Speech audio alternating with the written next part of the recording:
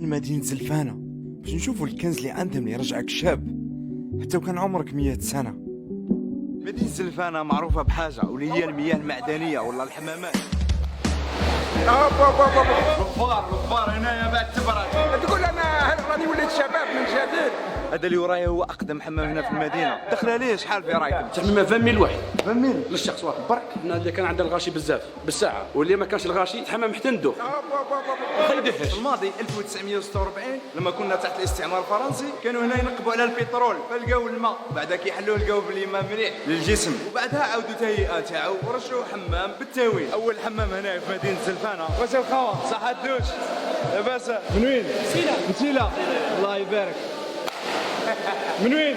بيض الله يبارك. وعلاش جيت هنايا؟ جولة سياحية. عجبك الحمام؟ ما شاء الله الله يبارك. الله يبارك خويا. مرحبا بك عندنا في بيض. شكرا. هذا هو أقدم واحد هنايا. شو الغرف كيفاش مدايرين؟ الغبار هنايا بعد تبرد ترتاح تدوش وأنت واقف مازال ما قاسكش الماء. خلينا الله خير. سلام خويا. صحتك. الله فيه هذا تهلا فيه. يزوم خويا. ما عندك. شو رايك كيفاش تجي نزور وتنزل هنايا؟ وهذه القاعة الرئيسية. نعطيها واحدة.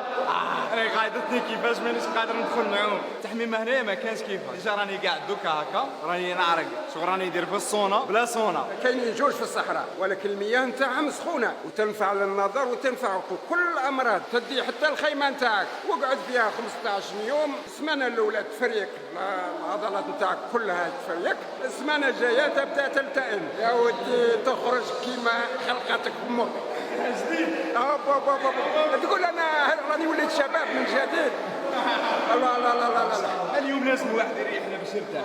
15 يوم ومن بعد ترجع هود. ما شاء الله.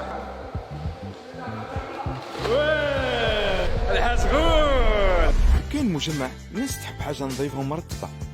البداية كانت تاع الفندق، الافتتاح تاعو كان في 2019. يحتوي على 40 شقة دي نورم انترناسيونال، فندق 4 نجوم. كاين اللي فيه من الحمامات الداخل ديزاف 2 ديزاف 3 يعني بمقاييس عالمية. مثلا هذا الدوش الاول فيه دوش ستايل ايطالي لافابو من هنا او هنايا. اولي راك تشوفوا كيفاش مخدوم. جاي في وسط هذا الشقة بعد خليوه يتعمر نطلقوا رواحنا ونرتاح. هاي غرفة الأم والأب مزينينها بشانوا. كاين الصالون ومن الفوق كاينه طيراس. ولما تكون عائله كبيره طبعا الكوزينه لازمها باش طيب هنايا بلا ما تقضي وتخرج برا بزاف. كلشي يقدروا يديروه هنايا داخل هذه الشقه، وبرا عندهم مسبح وخيمات. هذه هنايا ريسبشن ومنها الغرفة اللي يديروا فيها الماساج. هاي هنا يديروا مساج والحجامة أيضا. هنايا تاني هادو الزيوت اللي يستعملوهم زيت السمسم وزيت اللوز الحلو. شغل مدايرين الأضواء خفيفة باش تساعد على الراحة. هنا تاني يديروا تدليك وهذوك الحاجات. نفس الشيء هنايا ماساج، هذه تاع ماساج. هنا شوية عنبر. وفي الأخير تلقيت شخص حكى لي قصة أثرت فيا بزاف. أسمع معي. كانت الزوجة نتاعي بالحمل، كنت نخمم في اسمها كنادر يعني، واللوطون اللي كنت نخمم فيه كنت نشوف لي فيديو نتاعو، نشوف اسم خبيب واش المعنى نتاعو، لقيت المعنى نتاعو اسم صحابي هذاك دافين الملائكة. ايا وخممت فيها قلت علاش لا حتى انا راني نحب السياحة، علاش ما يجيش وليدي كيما خويا. هذيك هي الفايدة. بارك الله فيك. الله يسلمك. سلم لي على خويا. ان شاء الله. تركوا فيديو مع أصدقائكم خليه يروح لكل مكان. زلفانة ومثليلي تولي معروفة في هذا العالم.